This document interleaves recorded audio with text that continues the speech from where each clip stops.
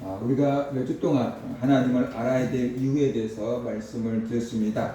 하나님이 살아계신다는 것을 믿으라 라고 했고요. 하나님의 능력을 믿으라. 그리고 하나님의 사랑을 믿으라. 하나님의 용서를 믿으라 라고 말씀을 드렸습니다. 오늘은 하나님의 심판을 준비하라 라는 말씀으로 전하려고 합니다.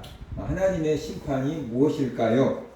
죽은 다음에 하나님의 심판을 받는다는 것이, 물론 살아있을 때도 심판을 받는 경우도 있지만 죽은 다음에 하나님의 심판을 받게 된다는 겁니다. 그리고 언젠가는 이 세상이 끝나고 모든 사람들이 하나님의 심판을 받게 된다는 것이, 하나님의 심판을 통해서 천국에 갈 사람 그리고 지옥에 갈 사람으로 나뉘어진다는 것이, 이것이 하나님의 심판을 믿는 거다라는 겁니다. 하나님의 심판에는 개인적인 심판이 있고 우주적인 심판이 있습니다. 심판하면은 종말론자들이 말한 것처럼 온 세계가 멸망하는 그 심판을 생각하기 쉬운데, 하나님의 심판에는 개인적인 심판이 있고 우주적인 심판이 있다는 거죠. 한 사람의 삶이 끝나고 죽으면 하나님의 심판을 받게 되는 거죠. 그러니까 그것이 바로 개인적인 심판이다. 한 사람의 일생을 결산하는 것입니다. 히브리서 9장 27절에 보면은 한 번 죽는 것은 사람에게 정하신 것이요 그 이후에는 하나님의 심판이 있을 것이다 라고 말씀을 하고 있습니다. 그뿐만 아니라 우주적인 심판도 있어요. 이 세상이 영원히 계속될 것처럼 생각되지만 실상은 그렇지 않다는 것이에요. 언젠가는 이 세상도 끝이 난다. 모든 인류가 하나님의 심판대 앞에서 심판을 받게 된다. 그래서 하나님의 상을 받을 자와 하나님의 심판을 받을 자가 나뉘어지게 되지요. 이것이 바로 우주적인 종말이다. 그래서 우주적인 종말, 하나님의 심판에는 개인적인 심판과 우주적인 심판이 있다. 그 두 가지가 있다. 그래서 우리가 알아야 돼요. 그러면 왜 하나님이 심판하실까 하는 것이에요. 하나님은 사랑의 하나님이기 때문에 우리를 심판하지 않을 거다라고 생각하는 사람들이 많아요. 사랑의 하나님이 왜 우리를 심판합니까? 라고 이의를 제기하는 사람도 있어요. 그런데 성경을 보면은 하나님이 소돔과 고모라도 심판하셨고요. 그 다음에 노아 홍수로 온 지구상에 있는 사람들을 다 심판하는 것도 있어요.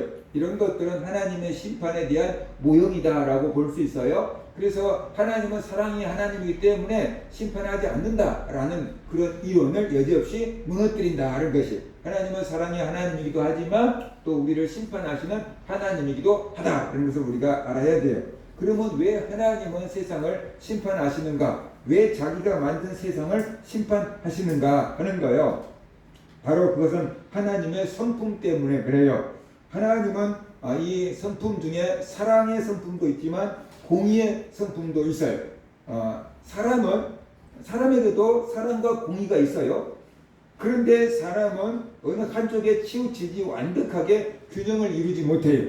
사랑을 너무 강조하다가 보면은 공의를 잃기 쉬워요. 내가 아는 사람이면 조금 봐줄 수 있어요. 공의를 너무 강조하다가 보면은 아는 사람도 봐주지 않고 법대로 해버리면은 인정머리 없는 사람 이렇게 되기도 하고 그래요. 그래서 사람은 이 사랑과 공의를 절묘하게 조화를 이루는 게 쉽지 않고 어느 쪽으로 치우치기가 쉬워요. 그런데 하나님은 100% 사랑의 하나님이면서 100% 공의의 하나님이다 라는 것이에요. 그래서 하나님은 잘한 사람에게는 상을 베푸시지만 죄를 지은 사람은 심판을 해야 되는 것, 그것이 하나님의 공의다. 하나님의 성품이에요. 그렇기 때문에 하나님은 이 죄를 지은 사람들을 심판하시고 의로운 사람들에게 상을 베푸는 것, 그것이 하나님의 성품 중에 하나다. 공의의 성품이다. 그래서 우리가 알아야 돼요.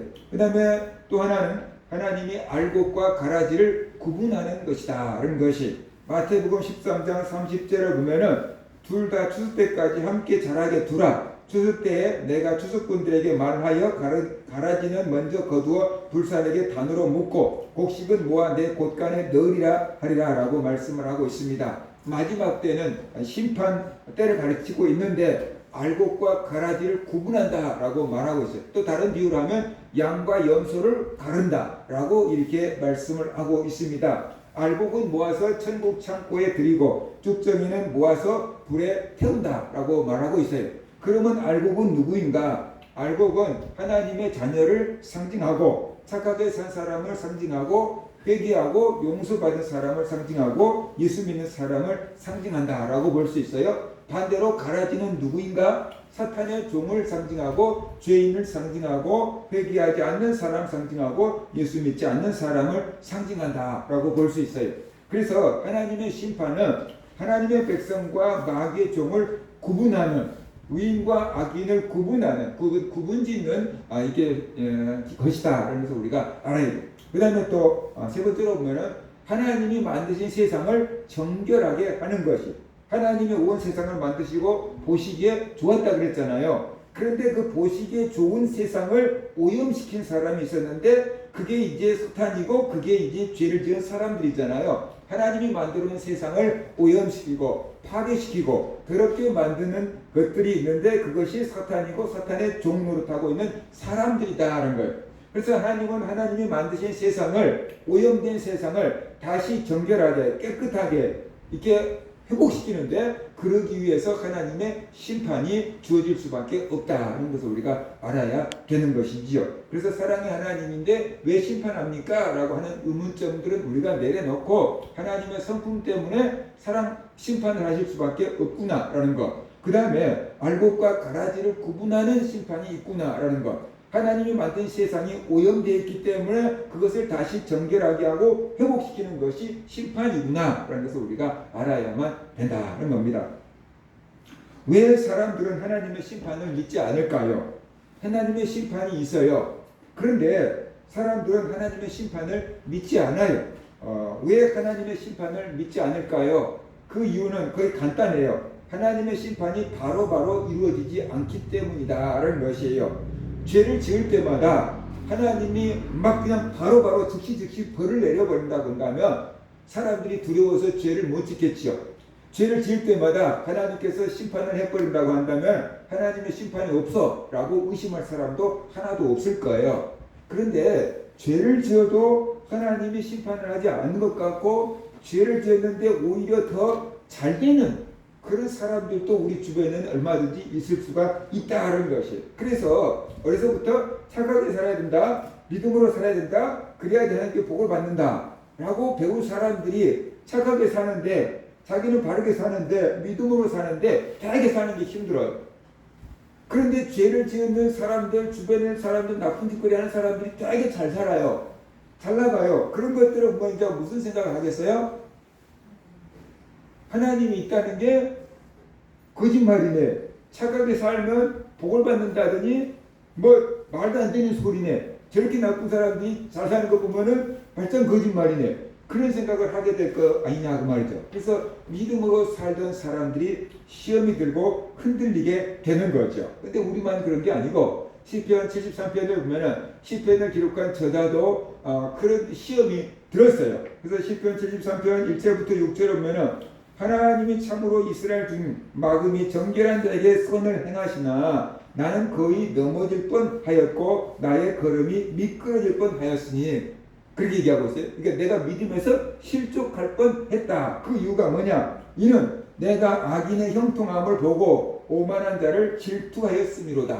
악인들이 잘 되는 것을 보고 내가 질투하고 시험이 들었다는 거죠. 그들은 죽을 때에도 고통이 없고 악인들은 죽을 때까지 고통이 없고 그 힘이 강건하며 사람들이 당하는 고난이 그들에게는 없고 사람들이 당하는 재앙도 그들에게는 없나니 그러므로 교만이 그들의 목걸이요 강포가 그들의 옷이며 그랬어요.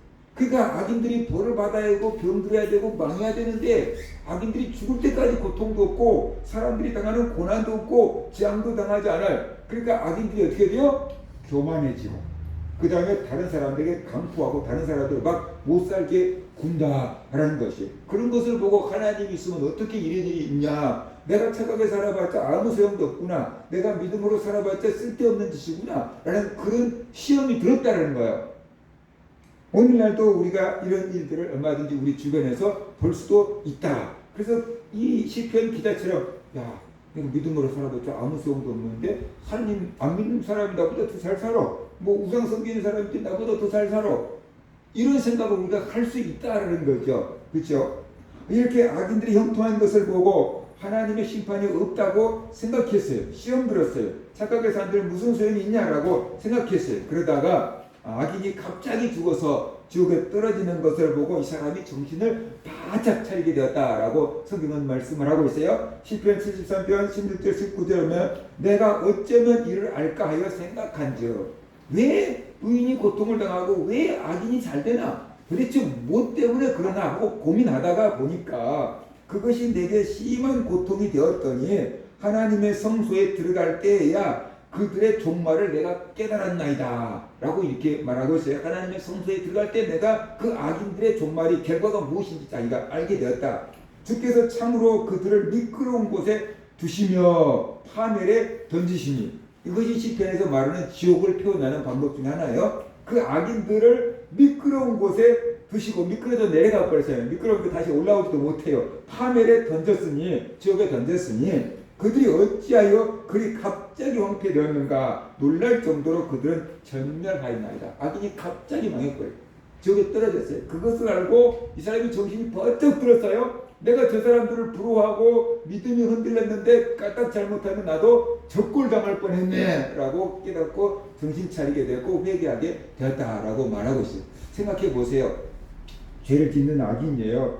그런데 벌도 안 받아요. 병도 안 들어요. 사업도 안 망해요. 죽을 때까지 고통이 없어요. 그러면 이 사람들이 회개하겠습니까? 그러면 이 사람들이 하나님 찾겠습니까?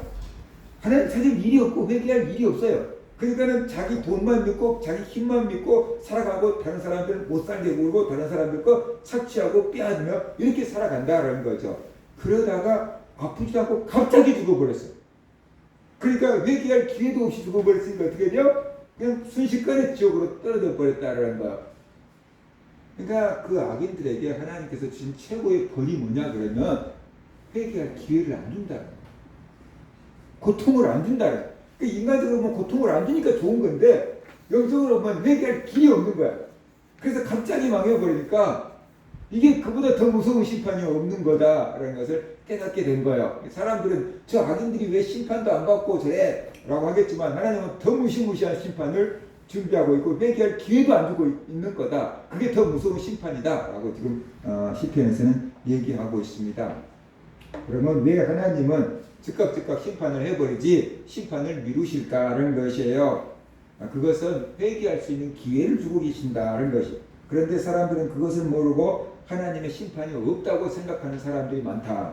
베드로후서 3장 8절과 9절을 보면은 이렇게 말씀을 하고 있습니다. 사랑하는 자들아, 주께는 하루가 천년 같고 천년이 하루 같다는 이 한 가지를 잊지 말라. 주의 약속은 어떤 이들이 더디다고 생각하는 것 같이 더딘 것이 아니라 오직 주께서 너희를 대하여 오래 참으사 아무도 멸망하지 아니하고 다 회개에 이르기를 원하시느니라 라고 말씀하고 있어요.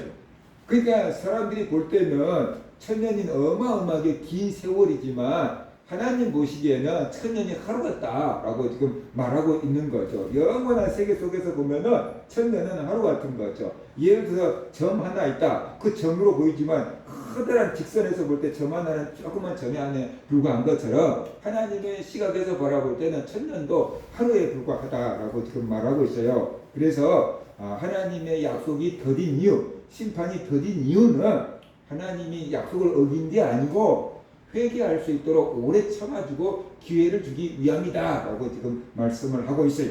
예수님께서 다시 오시겠다고 했는데 2000년이 지나도록 왜 다시 안 오시는가? 예수님이 다시 오신다는 것은 사실인가? 그렇게 또 의심을 가질 수도 있거든요.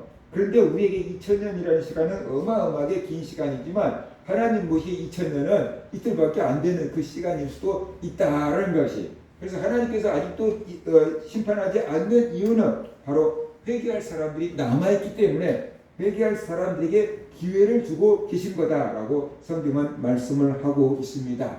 그런데 우리는 그것이 회개할 기회를 주신 것인 줄로 모르고 하나님의 심판이 없다라고 착각을 하는 거죠. 어떤 사건이 하나 있는데 그것을 해석하는 것은 사람들마다 다르게 해석을 하잖아요. 그것처럼 하나님의 의도를 모르고 각자 해석을 하고 있는 거다라는 것이. 사랑의 하나님이 왜 심판하냐고 생각할 수 있지만 사랑의 하나님이기 때문에 오랫동안 참아주시는 거다라는 것이. 사랑의 하나님이기 때문에 회개하라고 잘못을 깨우쳐 주시는 거다. 사랑의 하나님이시기 때문에 회개할 수 있는 기회를 주시는 거다라는 것이. 그런데 즉시 심판이 안 이루어지기 때문에 하나님의 심판이 없다고 하고 그것을 가볍게 여기고 비웃는 것이요. 그래서 로마서 2장 4절과 5절 보면 바울이 이렇게 경고하고 있어요. 혹 네가 하나님의 인자하심이 너를 인도하여 회개하게 하심을 알지 못하여 그의 인자하심과 용납하심과 길이 참으심이 풍성함을 멸시하느냐. 다만 네 고집과 회개하지 아니한 마음을 따라 진노의 날 곧 하나님의 의로우신 심판이 나타나는 그날에 임할 진노를 네게 쌓는도다. 그랬어요. 하나님이 인자하심이 이 로마 교회의 잘못된 사람들을 용납하고 참아주시고 있는데 그것을 알지 못하고 하나님의 그 넓은 풍성한 은혜를 무시하고 멸시하고 마음대로 죄를 지으면은 진노의 날 마지막 날에 네가 받을 그 진노를 쌓고 있는 거다라고 지금 말하고 있는 거죠. 그래서 우리에게 대해서 하나님께서 오래 참으시는 것은 회개할 수 있는 기회를 주고 계시는 거다. 하나님이 안 계신 게 아니고 하나님의 심판이 없는 게 아니고 회개할 수 있는 기회를 주시는 건데 그것이 바로 하나님의 사랑 가운데 하나다 하는 것을 우리가 알아야 된다 하는 것이. 그러면 어떤 사람이 하나님의 심판을 받는가? 하나님은 어떤 사람을 심판하실까? 하는 것이에요. 바로 죄를 지은 사람의 심판을 받게 됩니다. 자기가 지은 죄에 대한 책임을 져야 돼요. 그것이 바로 심판을 받는 거다 하는 것입니다. 죄의 싹은 사망이라고 그랬잖아요. 그래서 죄를 지으면 그 죄에 대한 벌을 받게 되는데 그것이 하나님의 심판이에요. 이 세상에서도 벌을 받을 수 있지만 그것은 잠깐 받는 벌이고 죽은 다음에 영원한 벌을 받게 되는 것입니다. 요한복음 5장 28절 29절에 보면 이를 놀랍게 여기지 말라. 무덤 속에 있는 자가 다 그의 음성을 들을 때가 오나니 선한 일을 행한 자는 생명의 부활로 악한 일을 행한 자는 심판의 부활로 나오리라 라고 말하고 있어요. 이미 죽은 사람들도 심판 때에 다 일어나서 선한 일을 행한 사람은 생명의 부활로 일어나고 악한 일을 행한 사람은 심판의 부활로 지옥에 가기 위한 부활을 얻게 된다라고 말하고 있어요. 뿌린 대로 거두는 것입니다. 죄를 씌우면 심판의 열매를 거둘 수밖에 없다라는 것이 하나님의 심판을 있다는 것을 모르는 사람들이 많아요. 그렇기 때문에 마음껏 죄를 짓고 사는 것입니다. 하나님의 심판이 있다는 것을 몰라요. 그래서 죄를 짓고도 회개하지 않는 겁니다. 그러다가 결국에 하나님의 심판을 받고 멸망하게 되는 것. 그것이 사람들의 모습이다. 그런 것이. 그 다음에 회개하지 않는 사람들이 심판을 받습니다. 하나님은 그냥 심판하지 않습니다. 심판하기 전에 먼저 선지자를 보내서 심판의 메시지를 전합니다. 회개하라고 합니다. 그래서 세례요한도 와서 회개하라, 천국이 가까웠다 그랬고 예수님도 바로 사역을 시작하면서 회개하라, 천국이 가까웠다라고 말씀하시잖아요. 그래서 구약의 선지서라는 책이 있잖아요. 근데 구약에 많은 선지자들이 등장하는데 선지자들의 한결 같은 역할은 뭐냐 그러면 이스라엘 백성들의 죄를 지적하는 거예요. 이스라엘 백성들의 죄를 지적하는데 그 백성들의 죄뿐만 아니라 왕의 죄까지 지적하는 거예요. 백성들의 죄를 지적하는 것은 좀 쉬울 수 있어요. 그런데 왕의 잘못을 지적하는 것은 잘못하면 자기 목이 날아날 판이에요. 그죠? 왕이 잘못했다고 막 지적하다가 보면은 왕이 저놈 죽여라. 그러면 어떻게 돼요? 자기 목도 잘릴 수 있어요. 세례 요한은 진짜로 그래서 목이 잘렸고. 그런데 하나님께서 선지자들을 보내서 왕의 잘못을 지적하게 하고 이스라엘 백성들의 죄를 지적하게 해요. 근데 그 죄에 대한 지적은 반드시 무슨 죄인지를 얘기했고 그 다음에 그 죄에서 돌이키라라는 메시지가 들어있고 돌이키지 않으면 이런 벌을 내리겠다라고 하는 하나님의 심판이 딱 하는데요. 하나님이 심판하겠다. 바벨론에다 팔아버리겠다. 노예로 끌어가게 하겠다. 이런 심판을 선언해요. 그 메시지를 듣고 회개하면 하나님은 용서해 주시지만 그 메시지를 듣고 회개하지 않으면 어떻게 돼요? 이제 그 심판을 받게 되는 것이죠. 예레미야가 하나님의 이 메시지를 글로 써서 주었어요. 그랬더니 그것을 읽어주니까 왕이 그 읽어준 메시지를 다 잘라가지고 불에다가 태워버렸어요. 바벨론에 항복하라고 했거든요. 그러면 목숨은 던진다라고 했거든요.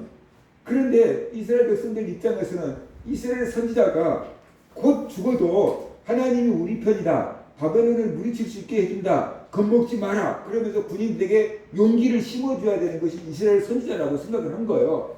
그런데 예레미야는 이스라엘 백성들의 마음을 완전히 낙담하게 만든 거죠. 바벨론에게 항복하라. 그래야 산다. 바벨론을 거역하면 심판받고 멸망뿐이다 라고 선포를 한 거예요. 그것이 하나님 메시지다고.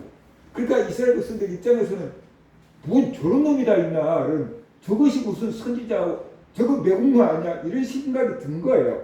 그래서 에레미야를 죽이려고 했는데 하나님께서 에레미야를 도울 수 있는 사람들을 한 명씩 붙여가지고 저 죽음의 위기 가운데서 에레미야를 건져주신 거예요. 이스라엘 왕도 그것을 받아들이기가 어려웠어요. 항복하고 나가라 그래요. 항복하고 나가면은 자기가 얼마나 비참한 꼴을 당하겠어요. 그래서 항복을 못하겠다. 그랬더니 항복하면 죽지 않을 거다. 왕이 항복하면 죽지 않는다. 항복해라. 이러면 이렇게 얘기를 해요. 그런데 결국 왕은 항복하지 않습니다. 그래서 유다가 멸망하고 바벨론의 포로로 끌려가는 그런 비참한 일을 당하게 되는 거지요. 그래서 하나님은 항상 하시는 일이 죄를 지으면은 그냥 심판하시지 않아요. 회개의 메시지를 듣게 해요. 하나님께서 하나님의 사람을 보내서 회개하라고 죄를 지적하고 책망해요. 그리고 회개하지 않으면 하나님께서 벌을 내리겠다라고 경고하시요. 지금이라도 그 경고를 듣고 회개하라는 것이, 그러면 내가 용서해 줄게 라고 하는 하나님의 그 긍휼, 하나님의 사랑 있기 때문에 회개하라고 기회를 주시는 겁니다. 그래도 회개하지 않는 사람들이 있어요. 그래도 회개하지 않는 사람들이 있어요. 그럴 때 결국 하나님은 심판을 하시는데 어쩔 수 없이 심판하시는 거다라는 것이에요. 그래서 이런 사람들은 죄 때문에 심판을 받는 것이 아니고 회개하지 않는 그 강팍한 마음 때문에 심판을 받는 거다라는 것이에요. 그럼 왜 회개하지 않는가? 왜 죄를 책망하고 회개하라고 하는데 왜 회개하지 않는가? 그것은 교만하기 때문에 회개하지 않는 것입니다. 교만하기 때문에 회개를 하지 않아요. 무슨 이렇게 좋은 세상에 심판이 있단 말이야. 누가 나를 심판한단 말이야. 내가 무슨 죄를 졌다고 그러는 거야. 뭐 이런 교만한 마음들이 있어요. 그래서 회개하지 않고 회개할 수 있는 마음이 안 생기기 때문에 그 마음이 강팍한 거지요. 그래서 결국 심판을 받게 된다는 것입니다. 하나님의 경고를 듣고 경고를 듣고 회개하지 않는 그런 사람들이 있어요. 근데 우리가 잘 아는 사람 중에 한 사람이 있는데 그 사람이 솔로몬이에요. 우리들이 솔로몬 하면은 하나님께 지혜를 받은 사람, 세상에서 가장 지혜로운 왕, 믿음 좋은 왕, 이렇게 우리가 솔로몬을 생각하고 솔로몬이라는 이름을 지어주기도 하고 솔로몬 같은 지혜를 얻어라 라고 우리가 축복하고 기도하기도 하고 그러잖아요. 그런데 그것은 솔로몬의 초반기를 보는 것이고 솔로몬의 말년을 보면은 완전히 반대적인 일을 하고 있는 것을 볼 수가 있어요. 그래서 사람들은 신앙도 초창기에 믿음 좋은 것보다 말년에 믿음이 좋아야 되고, 여러분의 인생도 초창기에 꽃이 피었고 뭐 물 하나 안 묻히고 사는 것보다 말년이 편한 게 더 복이에요. 젊어서 고생은 사수도 한다 그러잖아요. 젊어서 고생하다고도 나이 들수록 행복한 길이 열려야 되고, 젊어서 까불고 돌아다니다가도 나이 들면 회개하고 정신 차리고 믿음 생활을 잘해야 되는데, 솔로몬처럼 젊어서는 얌전했다가 나이 들어서 사고 하는 사람이 있고, 젊어서는 믿음 생활 잘했다가 나이 들어갖고 신앙 팔아먹은 사람들도 있다라는 거예요. 물론 아기 때부터 죽을 때까지 얌전하고 아기 때부터 죽을 때까지 믿음 생활 잘하면 더 이상 바랄 게 없겠지만, 만약에 앞뒤가 달라질 거라고 한다 그러면 솔로몬처럼 되면 안 된다라는 것이에요. 솔로몬이 정말로 왕이 됐을 때는 하나님 앞에 나가서 일천 번제를 드리고, 내가 이 많은 이스라엘 백성들을 어떻게 재판하리까?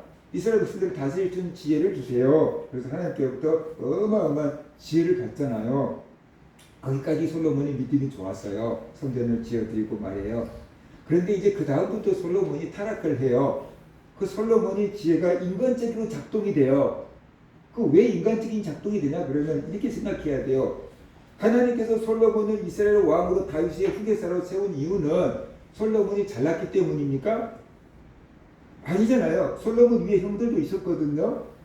근데 왕위가 결국 솔로몬에게 넘어왔잖아요. 하나님이 솔로몬을 이스라엘 왕으로 택했기 때문에 그런 거예요. 그러니까 솔로몬이 이스라엘의 왕이 된 것은 순전히 누구 때문이냐 그러면 하나님 때문이에요. 하나님이 솔로몬을 선택해서 왕이 된 거예요. 그러면은 그 왕위를 지키는 것도 누구 손에 달려 있는 거예요? 하나님 손에 달려 있는 거죠. 그렇죠? 그런데 솔로몬은 이스라엘 왕이 되어서 이 나라를 전쟁 없는 나라를 만들고 평안한 나라를 만들기로 생각을 한 거예요. 어떻게 하면 전쟁이 없이 평안한 나라를 만들 수 있을까? 그것은 다윗처럼 자기가 하나님 끝까지 믿고 잘 섬겼다고 한다면 전쟁이 없는 평안한 나라를 하나님께서 만들어줬을 것이고, 이스라엘이 원체 부강한 나라가 되면 주변 국가에서 쳐들어올 엄두도 못 냈겠죠. 하나님께서 그렇게 만들어줬을 거예요. 그런데 솔로몬이 이런 생각을 한 거예요. 내가 저 애굽에 있는 공주하고 결혼을 하면 애굽이 우리를 침략할 수 있을 것 같으냐? 저 뭐 블레셋에 있는 공주하고 결혼하고 위쪽에 있는 에스리하고 결혼하고 그러면은 사돈이 되는데 어떻게 나를 침략하겠냐 이런 생각을 한 거예요. 그래가지고 주변 국가들의 공주들하고 막 결혼을 한 거예요. 쉽게 말하면 정략적인 결혼을 한 거예요. 한 1000명 정도 될 정도로 마누라들을 얻어다 놓은 거예요. 와이프가 1000명이나 후궁이나 1000명이나 되는 사람들과 결혼해서 주변 국가들과 다 결혼 관계를 맺어버린 거예요.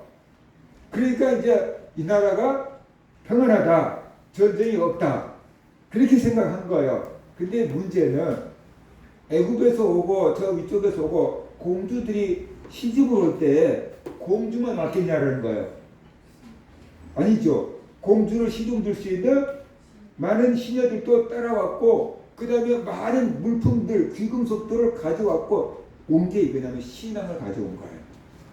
자기 나라에서 섬기는 그 신앙을 가져오고 우상들을 가져온 거예요. 그래서 고국에서 자기들 나라에 섬겼던 그 신앙을 버리고 여호와의 신앙으로 개종한 게 아니고 솔로몬이 왕비가 되었음에도 불구하고 여전히 자기 나라에서 섬겼던 그 신앙을 섬긴 거예요. 근데 솔로몬의 왕비가 1000명이라고 했잖아요. 솔로몬이 1등부터 1000명까지 번호를 매겨놓고 하루 저녁에 한 사람한테만 간다고 할지라도 첫날을 이제 3년 넘게 기다려야지 자기 순서가 한번 올까 말까 해. 근데 그 솔로몬은 기다리고 이 여인들이 살아가면 얼마나 외롭고 얼마나 힘들었겠어요. 정치적인 것 때문에 지네 집으로 돌아가지도 못하고 어떻게 보면 포로로 끌려와 있는 시기인 거죠. 니네 나라가 침략해오면 니를 혼낼까 그러고 포로로 끌려와 있는 그런 심정 같은 거잖아요. 그러니까 외로우니까 힘드니까 의지할 게 뭐냐면 자기들 나라에서 섬겼던 그 신앙, 그 우상 그것에게 외로움을 달래고 그것을 섬기는 거예요. 그래서 마지막에 솔로몬이 그 여인들이 요구가 있고 불쌍하니까 그 여인들이 그 우상을 섬길 수 있도록 신전을 지어준 거예요. 예루살렘 맞은편에다가 우상의 신전까지 지어준 거예요. 솔로몬. 하나님의 성전만 지어준 게 아니고 우상의 신전까지 지어준 거예요. 거기서 그냥 솔로몬의 궁들이 이것저것 온갖 잡다한 우상들을 다 섬긴 거예요. 솔로몬의 신앙은 어떻게 돼요? 변질됐잖아요. 하나님이 너무 사랑하는 솔로몬인데 그렇게 신앙이 변질되니까 하나님께서 가만히 놔둘 수가 없잖아요. 그래서 솔로몬의 꿈에 나타났어요. 하나님이 직접 솔로몬의 꿈에 나타나셨어요. 선지자로 보는 게 아니고 하나님이 꿈에 나타나셔서 우상을 버려라. 하나님께로 돌아오라. 2번씩이나 솔로몬의 꿈에 나타나셔서 2번씩이나 경고했어요. 첫 번째 경고에도 회개를 안 하니까 또 한 번 나타나서 하나님께서 2번째 경고하셨어요. 그럼에도 불구하고 솔로몬이 회개하지 않아요. 하나님이 여러분의 꿈에 나타나가지고 너희놈 그 죄에서 돌이켜라. 그렇게 하면 혼낸다 라고 하면 여러분이 회개할까요? 회개 안 할까요? 아마 웬만큼 강심장 아닌 이상은 다 회개할 거예요. 하나님이 꿈에 나타나고 그런다 그러면 웬만큼 강심장 아니라면 다 회개할 거예요. 그런데 솔로몬이 2번씩이나 하나님 나타나서 경고하셨는데 눈 하나 까딱 안 해요. 회개 안 해요. 왜 그럴까요? 그만큼 솔로몬의 믿음이 다 죽어버렸다는 거예요. 솔로몬의 믿음이 바닥을 내버렸다는 거예요. 그만큼 우상에 물들어버렸고 그만큼 강팍해져 버렸다는 거예요. 그러니까 회개를 하잖아요. 하나님이 내리신 경고가 뭐냐? 심판이 뭐냐? 니네 나라를 빼앗아서 여로보암에게 다른 사람에게 주겠다라는 거예요. 그래서 솔로몬의 아들 르호보암 때 가가지고 이스라엘의 반역이 일어나잖아요. 그래서 12지파 중에서 여로보암이 10지파를 딱 나눠가지고 북이스라엘을 만들어버리고 솔로몬 아들 르호보암에게는 딱 2지파, 자기 지파인 유다지파하고 레위지파 2지파만 딱 띄워주잖아요. 근데 왜 그것도 2지파 남겨놨느냐고, 다윗에게 하신 약속 때문에 이내 후손들이 평생 이스라엘 왕이 되게 해줄게 하는 그 다윗에게 하신 그 약속을 지키기 위해서 2지파를 남겨주겠다라고 하나님이 하신 거예요. 그래서 솔로몬의 죄 때문에 이스라엘이 두 동강가 나가지고 북쪽 이스라엘과 남쪽 유다로 나눠지게 되었다라는 것이. 우리나라도 남북한이 나눠져서 지금까지 대치하고 있고 기록적인 역사가 있잖아요. 근데 솔로몬 한 사람의 죄 때문에 이스라엘 나라가 두 동강가 나는 비극을 맞이하게 되었다. 그것이 하나님의 심판이었다라는 것이. 그러니까 우리가 초창기에 솔로몬만 보면 참 본받아야 될 신앙이지만 뒤에 솔로몬을 본다 그러면은 저래 가지고는 안 되는 거죠. 저래 가지고는 안 되는 거죠. 그래서 하나님은 경고하셔요. 심판하겠다고 경고하셔요. 회개하라고 말씀하셔요. 회개하면 용서해 주겠다고 해요. 그런데 회개하지 않으면 어떻게 돼요? 결국 심판을 받을 수밖에 없다. 그런 거. 하나님이 사랑했는데도 불구하고 그걸 거절하니까 결국 심판을 받을 수밖에 없는 겁니다. 그 다음에 예수 그리스도를 믿지 않는 사람들이 심판을 받습니다. 하나님이 보내신 예수 그리스도를 믿지 않는 자들은 이미 심판을 받았다 그랬어요. 요한복음 3장 18절, 그를 믿는 자는 심판을 받지 아니하는 것이요 믿지 아니하는 자는 하나님의 독생자의 이름을 믿지 아니하므로 벌써 심판을 받은 것이니라 라고 말씀하고 있어요. 예수님을 믿지 않는 사람들이 심판을 받습니다. 하나님은 우리를 살리려고 하나님의 심판을 피하게 하려고 예수님을 보내주셨습니다. 그리고 예수님은 우리의 죄를 대신 지고 우리 대신 십자가에서 죽어주셨습니다. 그 예수님을 믿으면 모든 죄를 용서해 주겠다고 약속하셨습니다. 그럼에도 불구하고 하나님의 약속을 믿지 않는 사람들이 있습니다. 예수님을 거절하는 사람들이 있습니다. 죄 용서받을 수 있는 길을 걷어차버리는 사람들이 있습니다. 그래서 결국 심판을 받게 된다는 것이. 하나님은 사랑이라고 했잖아요. 그렇기 때문에 어떻게든지 우리를 구원하셔야 했어요. 근데 또 하나님은 공의라고 했잖아요. 죄를 지었는데 그냥 눈 감고 넘어갈 수는 없는 거예요. 그래서 하나님은 하나님의 외아들을 이 땅에 보내서 목숨을 내놓고 우리들의 죄값을 다 지불하게 한 거예요. 죽음이 죄값인데 죽어서 우리의 죄값을 다 지불하게 하고 이제 그것을 믿는 사람들을 용서해주고 구원하게 하셨다는 것이. 이것이 하나님의 사랑과 하나님의 공의를 절묘하게 조화를 이루는 사건이다. 그래서 우리가 알아야 되는 거죠. 예를 들어서 판사가 물건을 훔친 사람을 재판을 하는데 내하고 아는 사람이니까 무죄. 그랬으면 이 판사는 어떻게 돼요? 공의가 무너진 거고 판사로서 자격이 없는 거죠. 근데 판사가 이 사람이 너무 가난해가지고 배가 고파가지고 빵을 훔쳐 먹었다. 그러면 빵 훔쳐 먹어서 배상 10만 원, 판결을 내리면서 자기가 그러면 그 사람이 그럴까요? 내가 10만 원 있으면은 왜 빵을 훔쳐 먹었겠어요? 사 먹지. 돈이 없으니까 빵을 훔쳐 먹었겠죠. 그렇게 대답할 거 아니에요. 그러면은 그 배상값을 내가 물어주겠어 하고 판사가 물어주면 판사는 제대로 법을 집행했고 이 가난하고 굶주린 사람을 도와주고 풀어줄 수 있는 근거를 마련한 거잖아요. 그래서 사랑과 공의를 다 충족시키는 거잖아요. 그처럼 하나님이 우리를 사랑하는데 죄인이기 때문에 심판해야 돼. 그런데 심판을 피하게 하려고 그러면 대신 값을 지불해 줘야 되고 대신 죄값을 지불해 줘야 돼요. 누가? 그래서 하나님의 외아들을 보내서 대신 죄값을 지불하게 하고 그 외아들을 믿는 사람을 구원하도록 하셨다는 것이. 그래서 하나님의 사랑과 하나님의 공의를 둘 다 이루게 하신 분이 하나님이에요. 그런데 이 하나님의 사랑을 깨닫지 않고 이 하나님의 사랑을 믿지 않고 거절하면은 결국 심판을 받을 수밖에 없다. 성경은 이것을 다른 비유로 얘기합니다.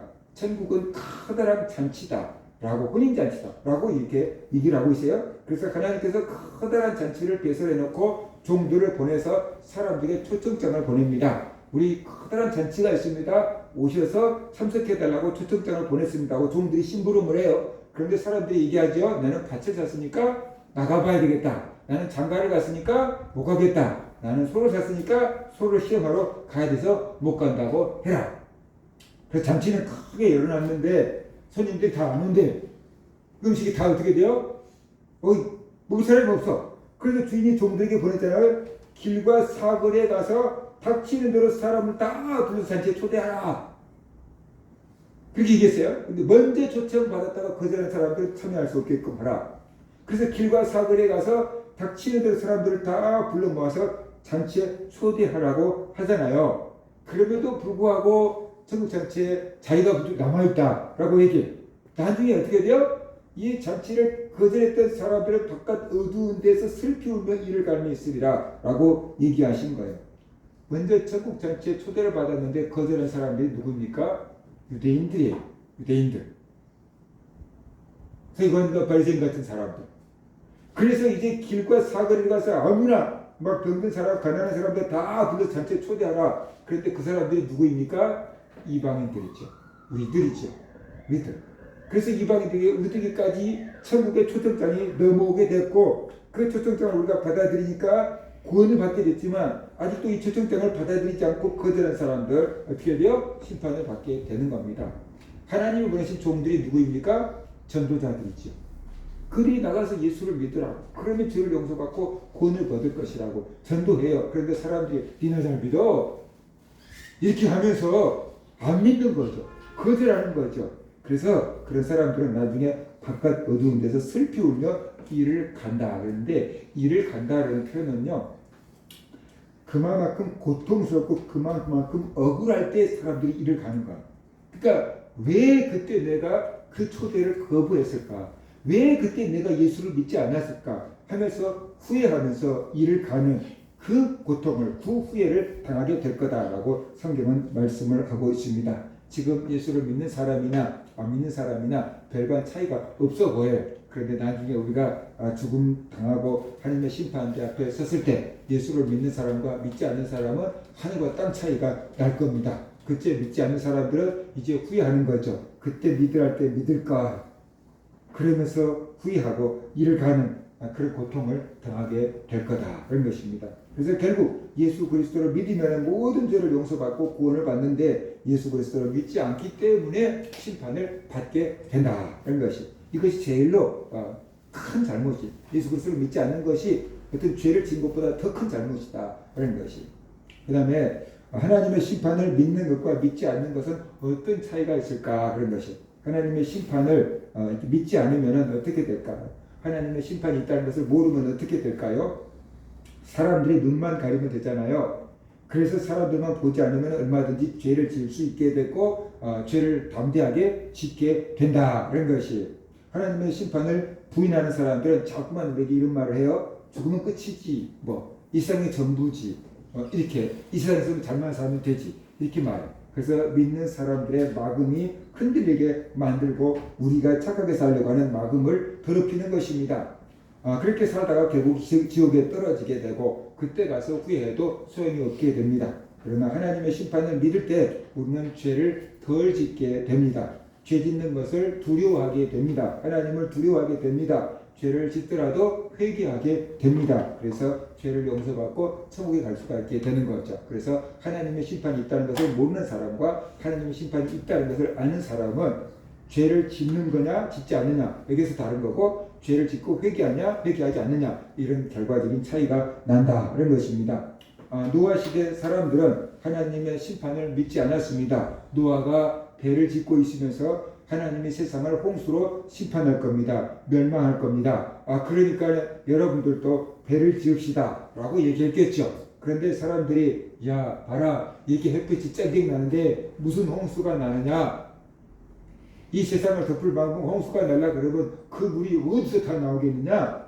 그러면서 노아의 말을 비웃고 믿지 않았어요. 하나님의 심판을 믿지 않았어요. 그러다가 40일 동안 밤낮 비가 쏟아져서 온 지구가 다 물에 잠길 때 그들은 다 물에 빠져서 죽고 말았다라는 것이에요.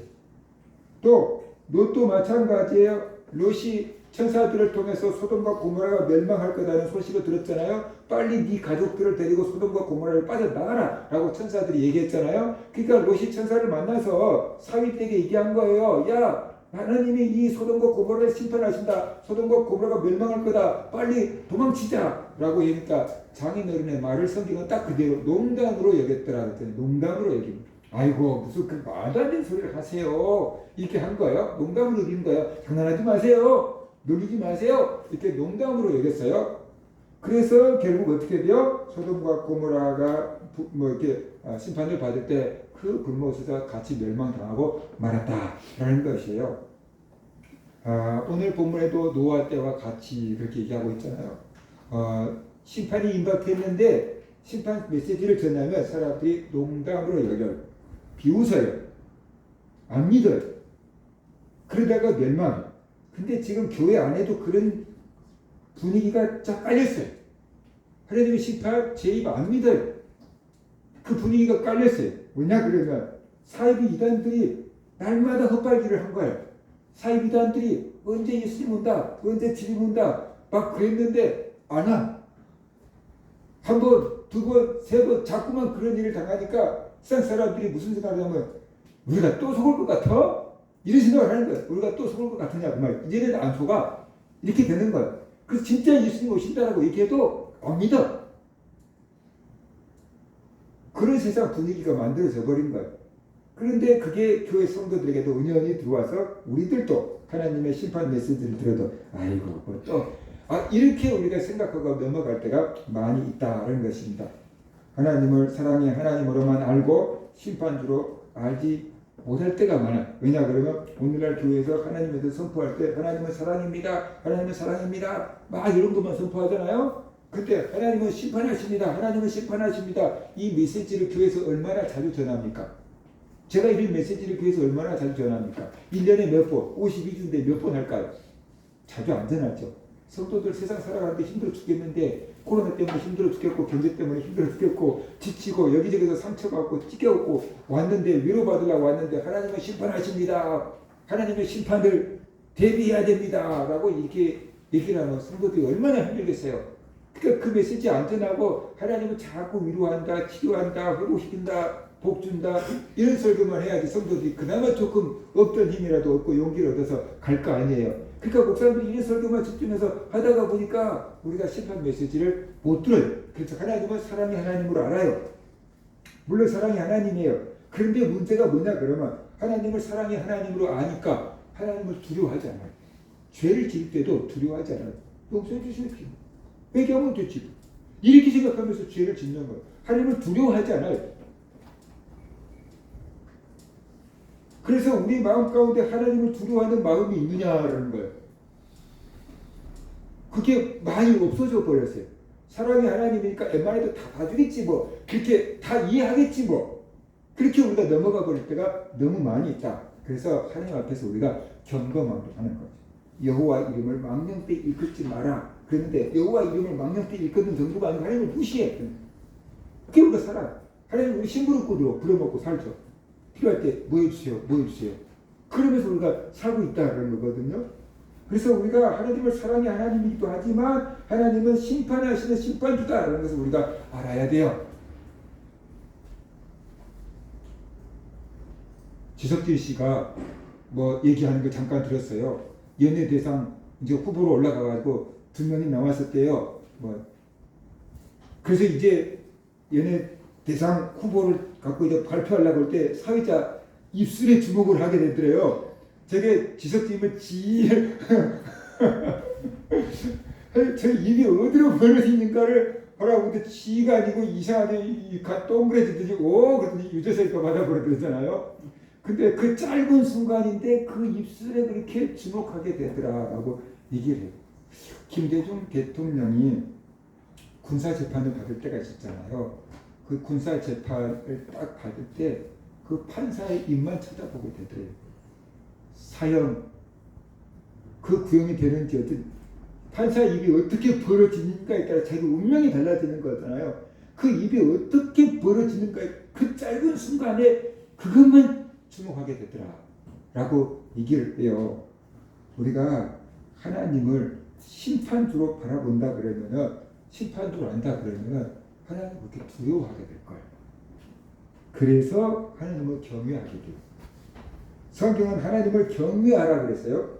경외한다라는 것은 뭐냐 그러면 두려워한다, 사랑한다, 이게 합쳐진 게 경외하는 거예요.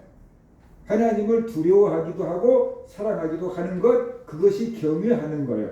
근데 우리들은 하나님을 사랑의 하나님으로만 아니까 하나님을 가볍게 여겨요. 경외하는, 두려워하는 마음이 없어요. 그래서 온전한 믿음이 안 되고 좀 더 쉽게 죄를 짓게 된다. 하나님 말씀을 아주 가볍게 여겨요.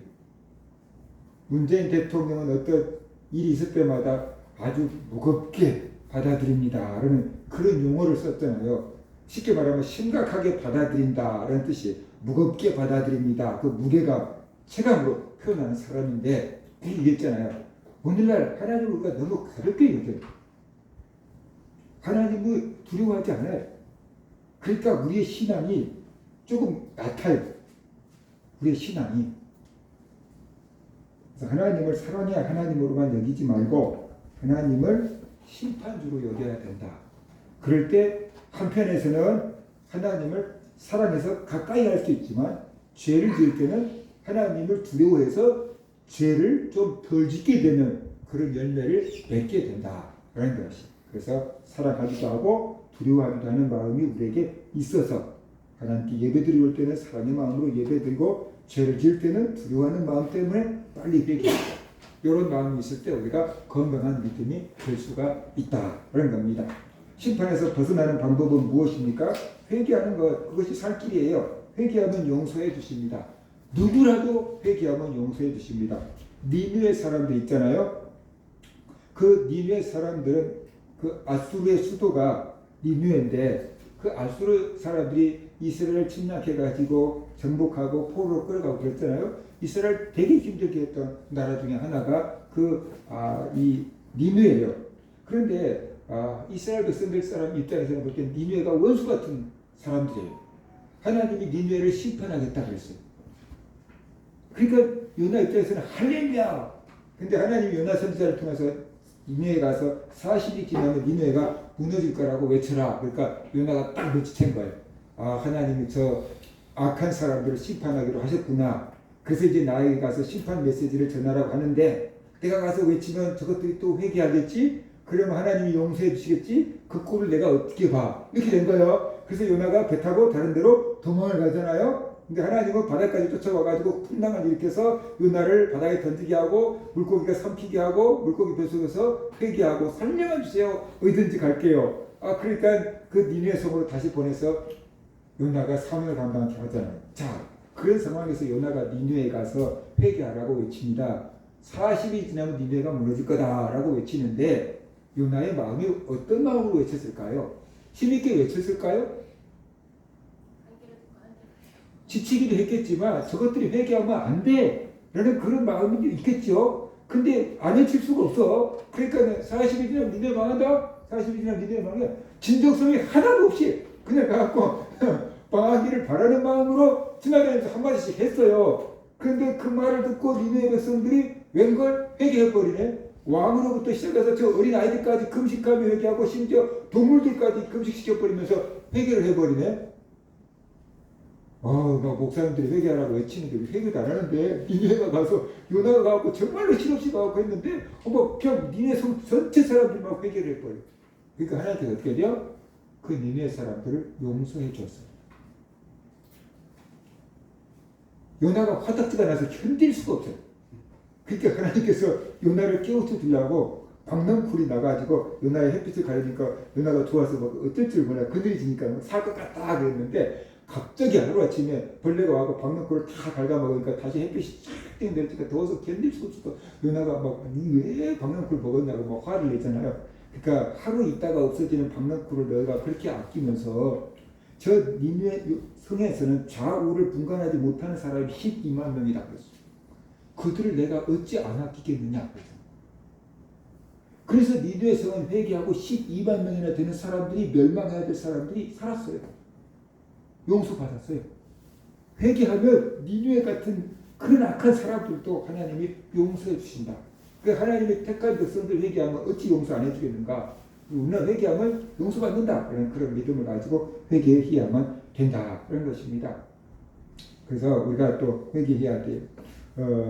그다음에 이제 우리가 심판을 피하려고 그러면 어떻게 해야 되는가? 깨어 있어야 돼요. 누가복음 21장 34절 36절에 너희는 스스로 조심하라. 그렇지 않으면 방탕함과 술 취함과 생활의 염려로 마음이 둔하여지고 뜻밖의 그날이 될 것 같이 너에게 임하리라. 이 날은 온 지구상에 가는 모든 사람에게 임하리라. 이러므로 너희는 장차 올 이 모든 일을 능히 피하고 인자 앞에 서도록 항상 기도하며 깨어있으라. 깨어있으라. 기도하며 깨어있으라. 주님께 초점을 맞추고 있으라. 우리는 기도하는 것이 깨어있는 거라고 알았어요. 그죠? 근데 기도하는 거 우리가 뭐 하냐면 필요한 것만 해달라고 하고 있거든요. 근데 주님이 기도하고 깨어있으라는 것은 아마 이것 같아요. 이래도 필요한 것들 구하고 있어라. 그거 얘기 안 되는 거. 우리의 초점을 주님께 맞추고 있어라. 우리의 초점을 주님께 맞추고 있어라. 그게 기도로 깨어있는 거죠. 초점을 주님께 맞추고 있어라. 이런 것이. 그 다음에 비판하지 말라 그랬어요. 마태복음 7장 1절 2절 보면 비판을 받지 아니하거든 비판하지 말라. 너희가 비판하는 그 비판으로 너희가 비판을 받을 것이요 너희가 헤아리는 그 헤아림으로 너희가 헤아림을 받을 것이라. 사람들 비판하는 게 별로 좋은 게 아니에요. 비판하지 말아라 라고 얘기하고 있어요. 우리도 그대로 받는다 그런 것입니다. 긍휼히 여기라 그랬어요. 야고보서 2장 13절 보면 긍휼히 행하지 아니하는 자는 긍휼 없는 심판이 있으리라. 긍휼은 심판을 이기고 자랑하느니라. 내가 다른 사람들을 불쌍히 여기는 마음이 있어야 돼. 그러면 용서해 주잖아요. 내가 다른 사람을 불쌍히 여기고 용서해 줄 때 하나님도 나를 불쌍히 여기고 용서해 준대요. 근데 내가 다른 사람들을 불쌍히 여기지 않고 악동하게 굴면 하나님도 나를 불쌍히 여기지 않고 그대로 심판하겠다라고 말씀하셨어요. 그래서 긍휼은 불쌍히 여긴 사람은 심판을 이기고 자랑한다. 우리가 불쌍히 여겨주면 심판을 이긴대요. 우리가 다른 사람을 불쌍히 여기면서 살아가는 것이 아주 중요한 거다. 이런 것을 우리가 알아야 돼요. 그러면 하나님의 심판은 언제 이루어지는가? 예수님이 재림하실 때 하나님의 심판이 이루어지잖아요. 예수님이 재림하면 이 세상이 끝이 납니다. 그래서 하나님의 심판을 받아서 지옥에 갈 사람과 천국에 갈 사람으로 나뉘어지게 되지요. 마태복음 24장 40절과 41절을 보면은 예수님이 오실 때 구원받을 자와 버려둠을 당할 자가 나온다라고 말합니다. 그때 두 사람이 밭에 있으며 한 사람은 데려가고 한 사람은 버려둠을 당할 것이요. 두 여자가 맷돌질을 하고 있으며 한 사람은 데려가고 한 사람은 버려둠을 당할 것이니라. 그러니까 하나님의 구원을 받은 사람이 있고 심판을 받은 사람이 있다. 데려감을 당한 사람이 있고 버려둠을 당한 사람이 있다. 심판은 딱 이렇게 구분된다라고 얘기를 하고 있습니다. 이것이 영원한 운명이고 바꿀 수가 없습니다. 그러니까 이 심판이 중요한 거지요.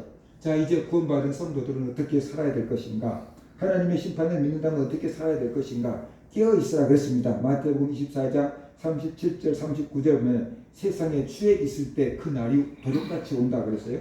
노아의 때와 같이 인자의 임함도 그러하리라. 홍수 전에 노아가 방주에 들어가던 날까지 사람들이 먹고 마시고 장가들고 시집가고 있으면서 홍수가 나서 그들을 다 멸하기까지 깨닫지 못하였으니 인자의 임함도 이와 같으리라. 그러니까 세상에 취해 있으면 그 날을 깨닫지 못한다는 것이. 그러니까 하나님의 심판을 피하고 구원을 받으려고 그러면 깨어있으라 하는 것이 세상에 취하지 말아라 라고 지금 말씀하고 있는 거예요. 그러면 어떻게 그 날을 준비하는가? 마태복음 24장 42절에서 그러므로 깨어있으라. 어느 날에 너희 주가 임하는지 너희가 알지 못함이라. 그러니까 깨어있으라는 그 주님이 오실 날을 오신 것을 알 수 있도록 영적으로 깨어있으라는 거예요. 잠도 자지 말라는 게 아니고 영적으로 깨어있으라. 영적인 감이 둔해지지 않도록 깨어있으라 라는 것이에요. 영적인 감이 둔해져 버리면 하나님의 메시지를 들어도 아무 감동이 안 하고 회개하라는 메시지를 들어도 전혀 회개가 안 되는 거예요. 그러면 끝나는 거잖아요. 그러니까 하나님의 말씀을 들을 때 깨우고 우리가 뉘우치고 회개할 수 있도록 영적으로 감각이 깨어 있어야 돼. 그것이 영적으로 깨어 있는 것이고 기도로 주님을 바라보고 있어야 된다는 거죠. 우리의 초점을 주님께 맞추고 있어야 된다는 그것이 깨어 있는 거다라는 것이. 손님이 언제 올지 알 수 있도록 준비하고 있으라라는 것입니다. 그 다음에 심판의 임박성을 가져야 돼. 깨어나라 그런데 안 깨어나죠. 깨어나라 그래서 깨어날 거라면 문제가 안 되는 사람이에요. 근데 깨어나라고 해도 깨어나지 않는 경우가 있잖아요. 그죠? 왜 안 깨어나는가? 어떻게 하면 깨어날 것인가? 심판의 임박성을 알아야 돼요. 세상 사람들은 하나님의 심판이 있다는 걸 몰라요. 그러나 성도들은 하나님의 심판이 있다는 걸 알아요. 그런데 성도들의 문제는 다른 거예요. 하나님의 심판이 있다는 걸 알아요. 근데 먼 훗날이라고 생각해요. 아직 멀었다고. 내 죽기까지는 없다. 이렇게 생각하고 살아가는 성도들이 굉장히 많아요. 그래서 아직 멀었다라고 생각하기 때문에 우리가 세상에 빠져 있는 것입니다. 하나님의 심판이 곧 닥친다. 이런 것은 2000년 전 성경이 계속 얘기하고 있는 거예요. 마태복음 3장 7절과 10절 보면 요한이 많은 바리새인과 사두개인들이 세례 베푸는데 오는 것을 보고 이르되 독사의 자식들아 누가 너희를 가르쳐 임박같이 너를 피하라 하더냐. 그러므로 회개에 합당한 열매를 맺고 속으로 아브라함이 우리 조상이라 생각하지 말라. 내가 너희에게 이르노니 하나님이 능히 이 돌들로도 아브라함의 자손이 되게 하시리라. 이미 도끼가 나무 뿌리에 놓였으니 좋은 열매를 맺지 아니하는 나무마다 찢겨 불에 던지리라. 도끼가 나무 뿌리에 들렸다. 이렇게 올려 이렇게 내치면 끝이다. 그만큼 심판이 임박하다라고 외쳤던 것입니다. 하나님의 심판은 도둑같이 임한다 그랬어요. 데살로니가서 5장 1절 3절 보면 형제들아 때와 시기에 관하여는 너에게 쓸 것이 없으면 주의 날이 밤에 도둑같이 너에게 이를 줄 너희 자신이 자세히 알기 때문이다. 그들이 평안하다 안전하다 할 그때 임신한 여자에게 해산의 고통이 이름과 같이 멸망이 갑자기 그들에게 이르리니 결코 피하지 못하리라. 심판날은 예상하지 못할 때 임한다는 것입니다. 그렇기 때문에 아직 멀었다라고 안일한 자세로 갖고 있으면 안 된다. 심판이 곧 이를 것이다 라는 그런 임박성을 갖고 살아라라는 것입니다. 언제 몇 년 몇 월 며칠날 예수님이 오신다 라고 이렇게 말하는 것을 시한부 종말론이라 그래요. 이런 시한부 종말론에는 속을 필요가 없어요. 왜냐하면 그것들은 전부 가짜이기 때문에. 마태복음 24장 36절 그러나 그날과 그때는 아무도 모르나니 하늘의 천사들도 아들도 모르고 오직 아버지만 아시느니라 그랬어요. 그러니까 몇 년 몇 월 며칠 그때 온다라고 말하는 사람들에게는 미혹될 필요가 없어요. 그것들은 전부 가짜다, 사입이다, 이단이다 라고 보면 돼요. 그런데 반대로 주님 오신 날이 아주 먼 것처럼 생각하고 가르치는 사람이 있다면 그것도 사입이고 가짜다 라는 것을 우리가 알아야 되는 것입니다. 우리는 심판이 임박성을 갖고 살아야 돼. 그날과 그 시대가 언제인지 모르기 때문에 심판의 임박성을 갖고 살아야 돼요. 문제는 이거예요. 심판이 두 개가 있다고 했잖아요. 개인적인 심판이 있고 우주적인 심판이 있다고 했잖아요. 우주적인 심판이 안 올 줄 알아도 내가 죽으면 그날 끝이에요. 근데 내가 언제 죽을 줄 아냐고 말이에요. 오늘 순서대로 가냐? 그게 아니잖아요. 아쉬운 사람들도 가잖아요. 더 살았으면 하는 사람들도 가잖아요. 그러니까 언제 우리에게 심판이 어떻게 닥칠지 모른다는 거예요. 그러니까 심판의 임박성을 가지고 살아야 돼요. 꼭 지구의 종말 그것만 생각하지 말고 내가 언제 죽을지 아냐고. 밤새 안녕할 줄 어찌 가느냐는 말이에요. 그러니까 우리 심판의 임박성을 갖고 살아야 돼요. 그럴 때 우리가 깨어날 수 있어요. 곧 심판이 임할 수 있다. 내가 언제 죽을지도 모른다. 내가 살아있을 때 주님 오실 수 있다. 이런 심판의 임박성을 가질 때 우리가 영적인 잠에서 깨어날 수 있고 주님 맞을 준비할 수 있다는 것이죠. 언제 주님이 오시는가? 언제 세상이 끝나는가?